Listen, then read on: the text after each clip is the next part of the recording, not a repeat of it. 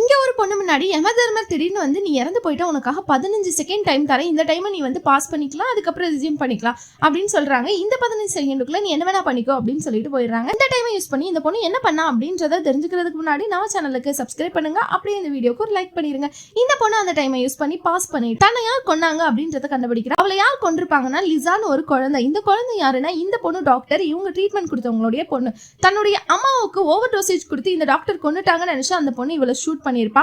ஆனா அவ அப்படி பண்ணதே கிடையாது. அவ டோசேஜ் கொடுத்து கொல்லலை அப்படின்றது இவளுக்கு தெரியும், அவளுக்கும் தெரியணும்னு சொல்லிட்டு இந்த பொண்ணு என்ன பண்றான்னா தனக்கு கொண்டது லிசா தான் சொல்லிட்டு ஒரு டேபிள்ல மார்க்கர் வச்சு எழுதிட்டு அந்த மார்க்கரை தூக்கி போட்டுடுறாங்க. அப்பதான் இவ இந்த மார்க்கரை வச்சு மாத்த முடியாது இல்லையா, வேற மார்க்கரை வச்சு எழுதுனானா அந்த பொண்ணு மாட்டிப்பா அப்படின்னு சொல்லிட்டு அதுக்கப்புறம் கையில ஒரு பேப்பர் பிடிச்சிட்டு இறந்துடுறாங்க. அந்த பேப்பர்ல என்ன இருக்குன்னா அந்த அம்மாவுடைய சூசைட் நோட்ஸ். அதுக்கப்புறம் இந்த பொண்ணு வந்து சுட்டதுக்கு அப்புறம் இந்த பொண்ணு பக்கத்துல வந்து பாக்குறா, அவங்க அம்மாவோட சூசைட் நோட்ஸை பார்த்துட்டு அழுகுறா, தனக்கு வந்து தப்பான ஆளை கொலை பண்ணிட்டோன்னு சொல்லிட்டு. இந்த மாதிரி வீடியோக்கு நம்ம சேனலை சப்ஸ்கிரைப் பண்ணுங்க. Tata bye by.